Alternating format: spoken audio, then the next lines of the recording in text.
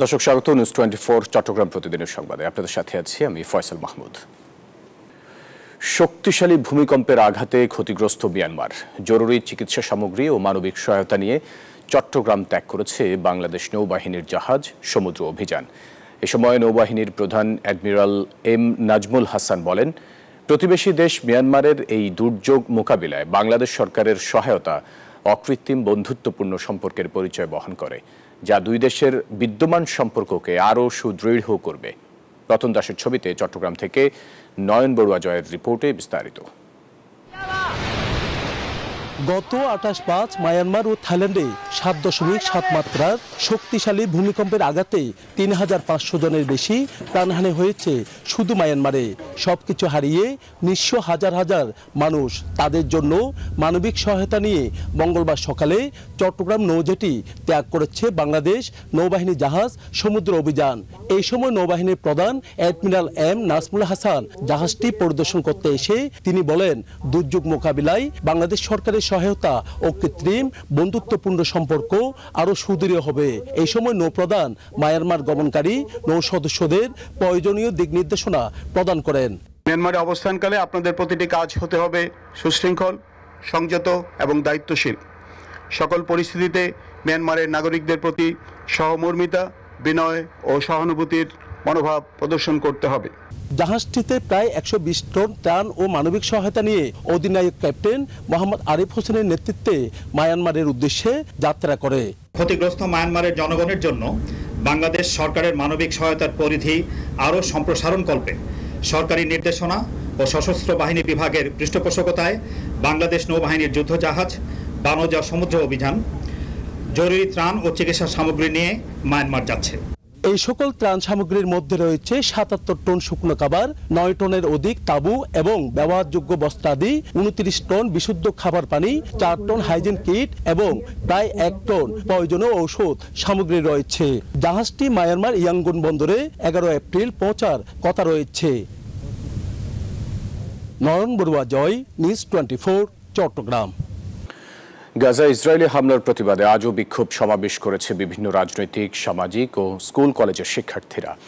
ফিলিস্তিনের গাজা উপত্যকা দখলদার ইসরায়েলি বাহিনীর অব্যাহত গণহত্যা ও মানবাধিকারের চরম লঙ্ঘনের তীব্র নিন্দা জানিয়ে চট্টগ্রামে বিক্ষোভ মিছিল ও প্রতিবাদ সমাবেশ করেছে বাংলাদেশ ইসলামী ছাত্র শিবির চট্টগ্রাম দক্ষিণ জেলা।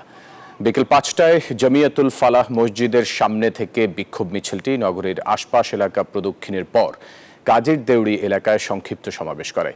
ফিলিস্তিনিদের বর্বরোচিত গণহত্যার প্রতিবাদে কুমিল্লায় বিক্ষোভ মিছিল ও সমাবেশ করেছে দক্ষিণ জেলা ও মহানগর ছাত্র দলের নেতাকর্মীরা। সমাবেশে বক্তারা ফিলিস্তিনে বর্বরোচিত হামলার তীব্র নিন্দা জানিয়ে অবিলম্বে যুদ্ধ বন্ধে বিশ্ব নেতাদের এগিয়ে আসার আহ্বান জানান। একই দাবিতে খাগড়াছড়ির গুইমারা উপজেলার সর্বস্তরের মুসলিম তৌহিদি জনতার ব্যানারে বিক্ষোভ মিছিলটি হয়। একই দাবিতে কালো ব্যাজ ধারণ করে মৌন মিছিল কর্মসূচি পালন করেছেন লক্ষ্মীপুর ছাত্র দল।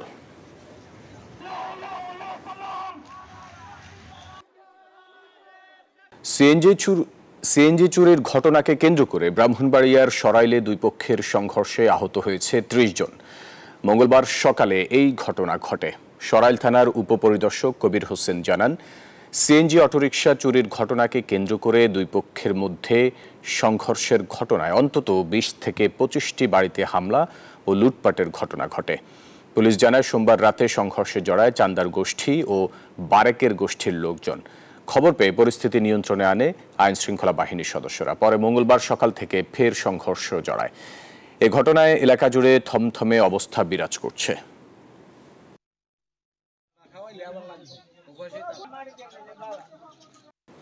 কক্সবাজারের টেকনাফ বাংলাদেশ জলসীমা থেকে 2টি মাছ ধরার ট্রলার সহ 11 জেলেকে অপহরণ করেছে আরাকান আর্মি।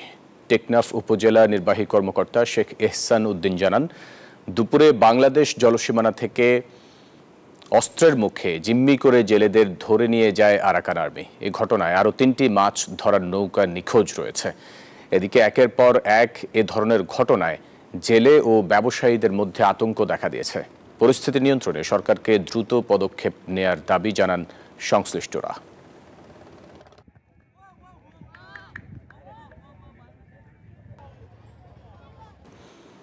সংবাদের সময় হলো একটা বিরতির, ফিরছি আরো খবর নিয়ে, সাথেই থাকবেন। বিরতির পর আবারও স্বাগত সংবাদে। চট্টগ্রামে মাইজ ভান্ডারির পবিত্র বার্ষিক ওরস শরীফ উপলক্ষে গাজা ও রাফার শান্তি কামনায় দোয়া ও মোনাজাত করা হয়। ভোররাতে গাউসুল আজম হজরত সৈয়দ গোলামুর রহমান মাইজ ভান্ডারির 89তম বার্ষিক ওরস শরীফ উপলক্ষে গাউসিয়া হক মঞ্জিলের কেন্দ্রীয় মিলাদ কিয়াম শেষে এ মোনাজাত করা হয়।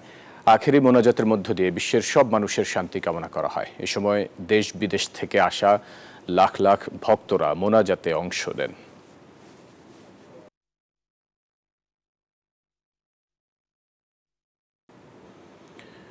চট্টগ্রামের বাঁশখালী উপজেলার ঐতিহ্যবাহী চাম্বল উচ্চ বিদ্যালয়ে এসএসসি পরীক্ষার্থীদের বিদায় উপলক্ষে দোয়া মাহফিল, কৃতি শিক্ষার্থী সংবর্ধনা ও স্মৃতির আলপনামূলক উন্মোচন করা হয়েছে।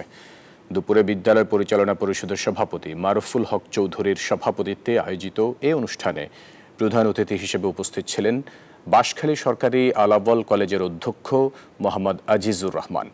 অনুষ্ঠানে বিদ্যালয়ের কৃতি 10 জন শিক্ষার্থীকে সম্মানজনক সনদ প্রদান করা হয়।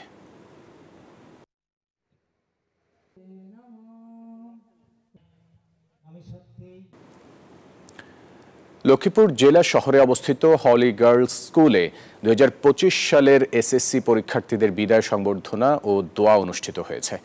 মঙ্গলবার সকালে বিদ্যালয় প্রাঙ্গণে এই আয়োজন করা হয়। এতে বিদ্যালয়ের প্রধান শিক্ষক গিয়াসউদ্দিনের সভাপতিত্বে, শিক্ষক রেজাউল করিম সুমনের সঞ্চালনায় প্রধান অতিথি ছিলেন সাবেক জেলা শিক্ষা কর্মকর্তা আব্দুল মতিন। এ সময় বক্তারা শিক্ষার্থীদের নতুন যাত্রার সূচনায় স্বাগত জানিয়ে সাফল্যের উচ্চ শিখরে আসীন হতে নিজেকে আরও যোগ্য করে গড়ে তুলতে সব ধরনের প্রস্তুতি নেওয়ার পরামর্শ দেন।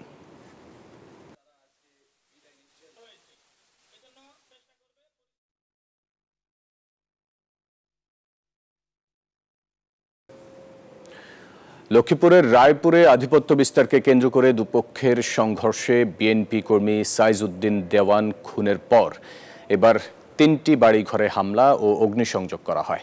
দুপুরে উপজেলার উত্তর চরবংশী ইউনিয়নের বাবুরহাট এলাকায় এই ঘটনা ঘটে। এরই জের ধরে আজ দুপুরে ফের হামলা চালিয়ে শামীম গাজীর অনুসারীরা ফারুক কবিরাজের লোকজনের বাড়িঘরে অগ্নিসংযোগ করে। পরে স্থানীয়রা আগুন নিয়ন্ত্রণে আনে, তবে কেউ ক্ষয়ক্ষতির পরিমাণ জানাতে পারেনি। দুপক্ষের দফায় দফায় সংঘর্ষ, হামলা, ভাঙচুর, হত্যা, অগ্নিসংযোগের ঘটনায় এলাকায় থমথমে অবস্থা বিরাজ করছে। মোতায়েন করা হয়েছে পুলিশ।